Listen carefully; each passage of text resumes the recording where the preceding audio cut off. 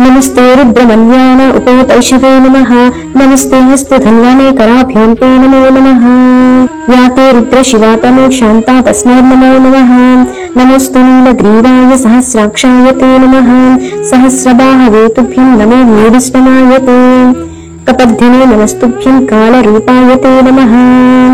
नमस्ते चात्तशस्त्राय नमस्ते शूलपाणये हिरण्यपाणये तुभ्यं हिरण्यपतये नमः।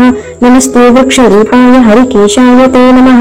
वसूनां पतये तुभ्यं पदीनां पतये नमः। इष्टानां पतये तुभ्यं क्षेत्राणां पतये नमः। आतताय स्वरूपाय वनानां पतये नमः। रोहिताय स्तपतये वृक्षाणां पतये नमः। नमस्ते मन्त्रिणे साक्षात् कक्षाणां पतये नमः।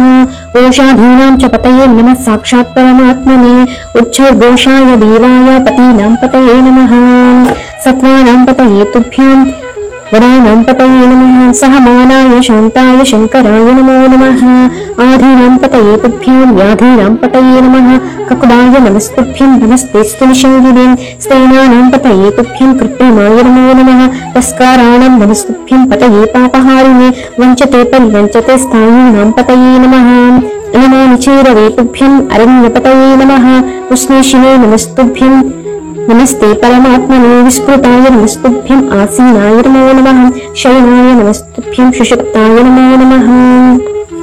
प्रबुद्धाय नमस्तुभ्यं स्थिताय परमात्मने। सभारूपाय ते नित्यं सभाय पतये नमः। नमः शिवाय साम्बाय ब्रह्मणे सर्वसाक्षिणे।